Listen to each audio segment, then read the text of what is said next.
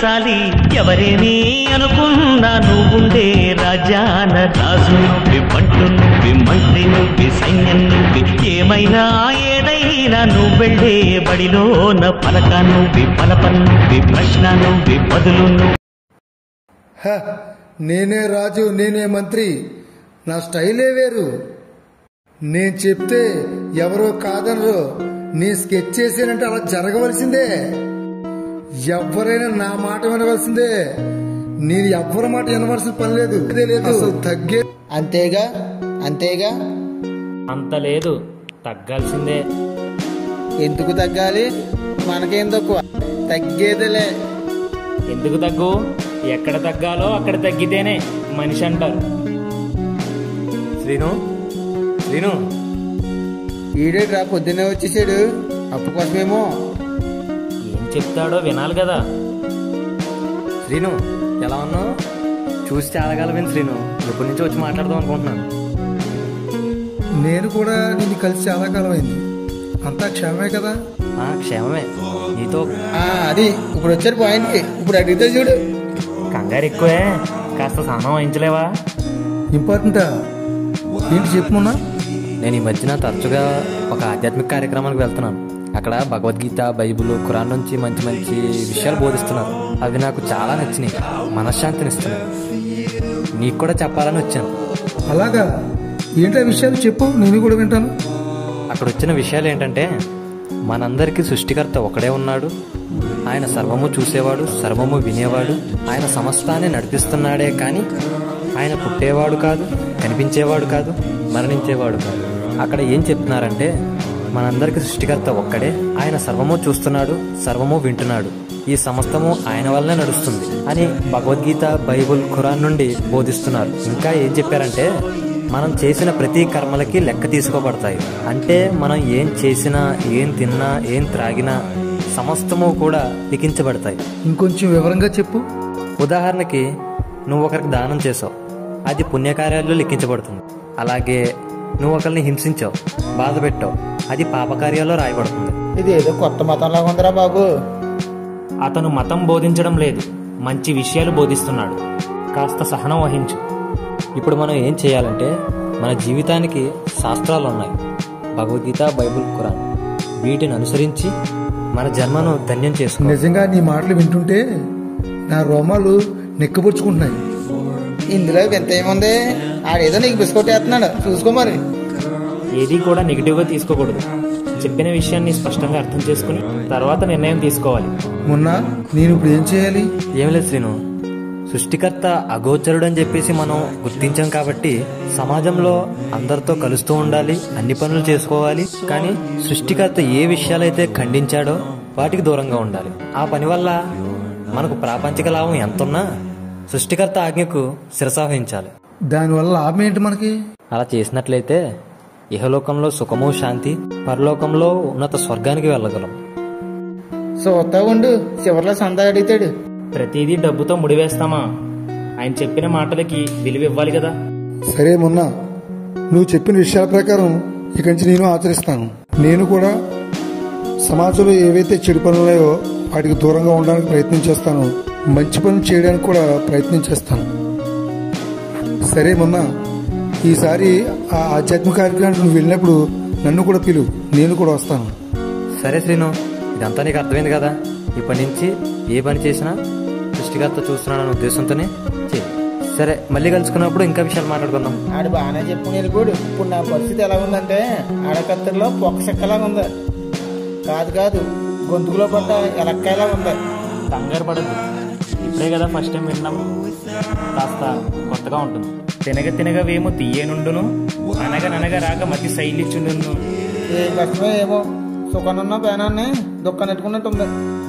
ఇప్పుడు కష్టంగా ఉన్నా భవిష్యత్తు సుఖంగా ఉంటుంది. నాకు తెలుసు. ఇక నుంచి నేను మాత్రం సృష్టికర్త ఒక్కడిని మాత్రమే ఆరాధిస్తాను. ఏదైతే ధర్మసమ్మతమో అవన్నీ నెరవేరుస్తాను. ఏ విషయాలైతే దేవుడు నిషేధించాడో ఆ విషయాన్ని నేను కూడా నిషేధించుకుంటాను. ఓ సర్వేశ్వర, అటువంటి జ్ఞానాన్ని నాకు ప్రసాదించు. వయసుంటుంది, కరిగిపోతలైపోతుంది. ఒరే కొంచెం సౌండ్ తగ్గించరా, ఆ తప్పు చేరే కాళ్ళు చూస్తే బాగోదు. భలే అంటారా నా కొడుకు సూపరు. రేపొద్దున నీలో వచ్చాడేమో. చూస్తానని చెప్పి తలుపేస్తున్నావు, మరి దేవుడు చూస్తున్నాడు కదా, ఇప్పుడేం వేస్తావు? ఇది మరీ దూరం. పిల్లలుగా మాత్రం సరదా ఉండదటి. పిల్లలు చేస్తుంటే కిక్కే వేరు. కిక్ కంటే కూడా భవిష్యత్ ఇంపార్టెంట్. ఏది అవసరమో అదే నేర్పించాలి, ఏది అనవసరమో అది కట్ చేయాలి. హ, అది తెలుసు. రే కిరణ్, చదివేస్తారత్నం ఆ చెత్తం తీసే, బుక్స్ తెచ్చుకో, చదువు ముందు. అలాగే డాడీ. సీన్ గారు పొద్దున్నే తయారైపోయారు బాబు. ఒకరి తర్వాత ఒకడు పోయారంటే ఇంకొకడు. వచ్చిన వ్యక్తి ఏం చెప్పాలనుకుంటున్నాడో వినాలి కదా. సీన్ గారు, ఏంటి కృష్ణ గారు ఇలా వచ్చారు? రండి. ఏమి లేదు సీన్ గారు, నాకు కొంచెం డబ్బులు అవసరం పడ్డాయి. ఒక 10,000 కావాలండి. ఫస్ట్ తారీఖు ఇచ్చేస్తాను. ఇలాంటి ఎంతమంది చూడలేదు, తెలీదా? మొఖం చెప్తేనే వాళ్ళ అప్పు కోసం వచ్చారని. వీళ్ళకి గట్టిగా వేయాలి, లేదంటే మన మొఖం చూడరు. వచ్చిన వాళ్ళు ఆపదలో ఉన్నారు, వాళ్ళ అవసరాన్ని మనం క్యాష్ చేసుకోకూడదు. డబ్బులు ఏమైనా ఊరుకుని వస్తున్నాయా? డబ్బులేమో ఊరికే వస్తున్నాయని అనట్లేదు, కానీ మనలో సేవాగుణం ఉండాలి. ప్రస్తుతానికి నా దగ్గర కూడా డబ్బులు లేవు. మా బంధువులు ఆవిడ వడ్డీకి వేద్దామని చెప్పేసి నా దగ్గర కొంచెం డబ్బు ఉంచింది, అవి ఇస్తాను. ఇప్పుడు 100కి 2 రూపాయలు చొప్పున ఫస్ట్కి ఇచ్చేయాలి. మరి తప్పకుండా ఇచ్చేస్తాను. ఏ అంటే అవసరంలో ఉన్నాను కదా. 2 రూపాయలు ఏంటి, కనీసం ఒక 5 రూపాయలు ఇవ్వాలా? 2 రూపాయలు 5 రూపాయలు కాదు, ఇక్కడ దేవుడు వడ్డీ నిషేధించాడు, దాన్ని మనం ప్రోత్సహించకూడదు కదా. మనకేమైనా డబ్బులు ఫ్రీగా వస్తున్నాయా, లేదంటే ముద్ర వేస్తామా? మనం రూపాయి దాచింది ₹1 లాభం కోసమే కదా. ఉదారంగా దానం చేయడం కాదు కదా. సృష్టికర్త అయిన మన దైవం మనం దానపరులుగా ఉండాలని, దానగుణం కలిగి ఉండాలని ఆజ్ఞాపించాడు. ఆపదలో ఉన్న వాళ్ళకి సహాయం చేస్తూ ఉండాలి. వాళ్ళ రక్తాన్ని పీల్చుకోవడం ఉద్దేశం కాదు కదా. అదే సీన్ గారు, అవసరం నాది కదా. నేను తిరిగి ఇచ్చేటప్పుడు ఎంతో కొంత లాభం అదేంటి ఇస్తాను. కృష్ణ గారు, నేను సేవా దృక్పథంతో చేస్తున్నాను అంతే, వడ్డీ కోసం మాత్రం కాదు. ఎందుకంటే వడ్డీని దేవుడు నిషేధించాడు. ఇదిగోండి కృష్ణ గారు, ఈ డబ్బులు తీసుకెళ్ళండి. మళ్ళీ ఈ డబ్బులే నాకు ఇవ్వండి, ఎక్స్ట్రా మాత్రం అసలు వద్దు నాకు. చాలా థ్యాంక్స్ అండి సీన్ గారు, అడగగానే ఇచ్చినందుకు. అయ్యి బాబోయ్, ఈ ధర్మం తెలుసుకోకపోతే నేను కఠినంగా మారిపోదునేమో. నా పరిస్థితి ఏంటి?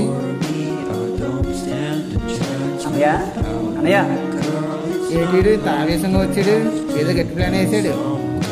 వాతావరణం చూస్తుంటే ఏదో సమస్య కనిపిస్తుంది నాకు. ఎరా తమ్ముడు, ఏంటి ఇలా కూర్చో, ఎలా ఉన్నావు? నా యోగక్షేమాలు పక్కన పెట్టు, గొడ్ల సౌడు పక్కన ఉన్న స్థలం అదే ఆ ఇల్లు నువ్వు కావాలన్నావట. అంటే సిద్ధాంతి గారు ఆ పై ముక్క పెద్దోడు తీసుకుంటే బాగుంటుందన్నారు, అందుకని చెప్పేసి అది నేను తీసుకుందాం అనుకుంటున్నాను రా. నువ్వు చిన్నోడు కదరా, ఆ చేను పక్కన ఇల్లు నువ్వు తీసుకో. నాకు కుదరదు అన్నయ్య, చిన్నప్పటి నుంచి నాన్న నాకు అదే ఇస్తా అన్నాడు, అదే కావాలంటే కుదరదు. ఏంట్రా చెప్తే అర్థమవుతలేదా? అది నాది. కుదరదంటే కుదరదు, అది నాకే కావాలి. దానికోసం నేను ఎంత ఏ దూరమైనా తిక్క తిక్కగా ఉందేంట్రా, సాల్తీ లేచిపోద్ది. మరి జాగ్రత్తగా లాగేద్దామని. అది అంత ఏమైనా తక్కువ వస్తుంది, 1.5 వస్తుంది. నేనేమైనా వదులుతానా? 1/2 గంట ముదురు నేను. తమ్ముడే కదా, తీసుకుంటే తీసుకొని.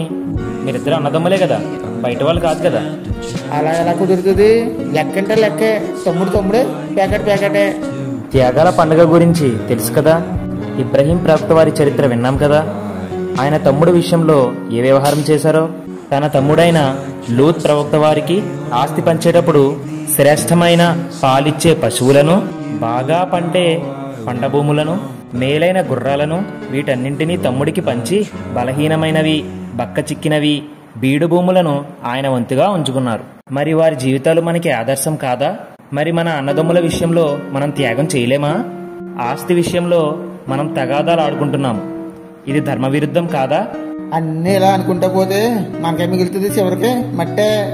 ఇబ్రహీం ప్రవక్త వారికి విశ్వాసుల తండ్రి అని పేరెందుకు వచ్చిందంటే ఇలాంటి త్యాగాలు ఎన్నో చేశారు కాబట్టి. మనం ఈ చిన్న త్యాగం చేయలేమా?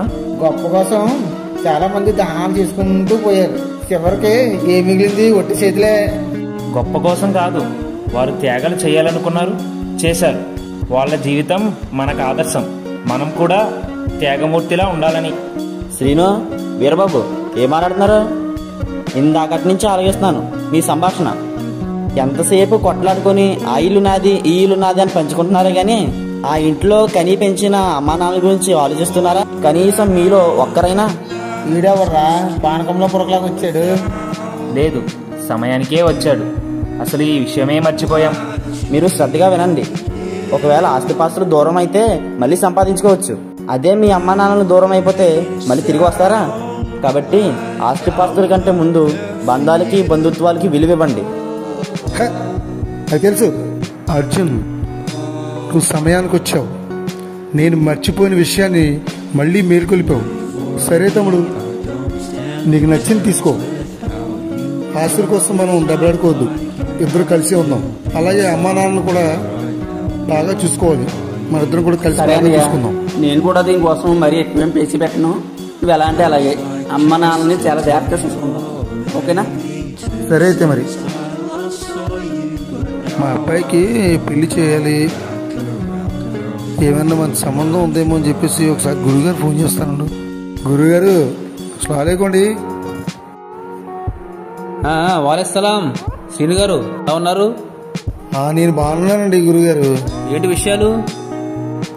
ఏమీ లేదు గురుగారు, మా అబ్బాయికి పెళ్లి చేద్దాం అనుకుంటున్నాం. ఏమన్నా ధర్మంలో ఉన్న అమ్మాయిని ఏమైనా సంబంధం ఏమైనా చూస్తారేమో అని. దాందేం శ్రీను గారు, అదే మన సుబ్బారావు అమ్మాయి ఉంది కదా, విశాలాక్షి. అంటే గురుగారు మా వాళ్ళు చూస్తే బాగుంటుందేమో అని చెప్పేసి అనుకుంటున్నానండి. అంటే మా బంధువులు గట్రా మళ్ళీ ఎవరికో చేసేసాడు అని చెప్పేసి అనుకుంటాం గట్రా ఉంటుందేమో అని చెప్పేసానండి. అంటే శ్రీను గారు నాకు సరిగ్గా అర్థం అవ్వలేదు, మళ్ళీ చెప్పండి ఒకసారి. ఇంకా వివరంగా చెప్పాలా? అర్థం కాదు ఇది మన కులం గోత్రం గురించి.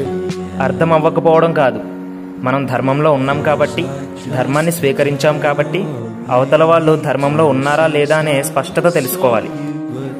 మరి వీరబాబు గారు అమ్మాయి ఉంది కదా, సుకుమారి, ఆ అమ్మాయి అయితే చదువుకుంది, మంచి బుద్ధిమంతురాలు, అలాగే ఫ్యామిలీ కూడా ధార్మికంగా బాగా కలిసిమెలిసి ఉంటారు.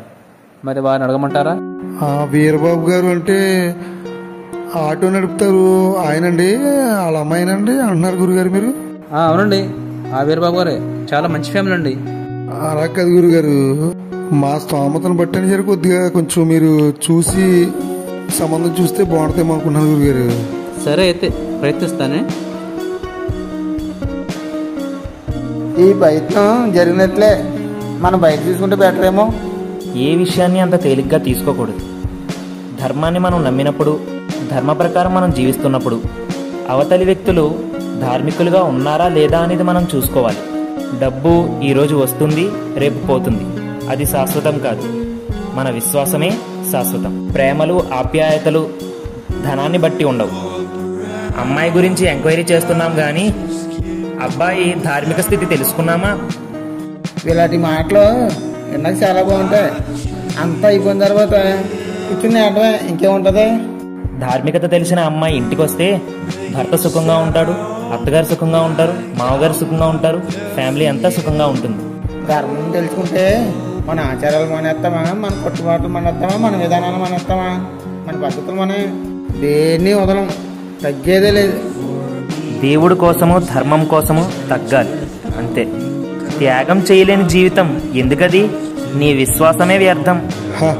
నాకు తెలుసు, నేను ధర్మంలో ఉన్నాను, నా భార్య ధర్మంలో ఉండాలి, నా కొడుకు ధర్మంలో ఉండాలి, నా కొడుకు వచ్చే భార్య కూడా ధర్మంలో ఉండాలి. ఇప్పుడే గురుగారు ఫోన్ చేస్తాను.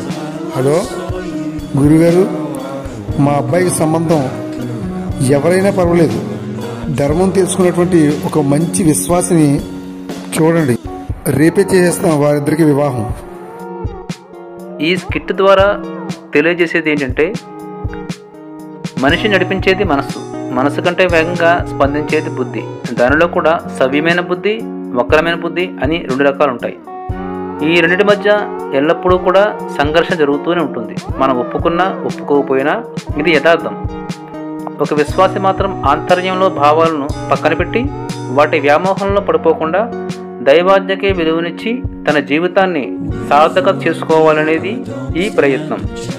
ఎవరి మనసునైనా నొచ్చుకున్నట్లయితే ఇది ధర్మం కోసమే అని ప్రేమపూర్వకంగా అర్థం చేసుకోండి.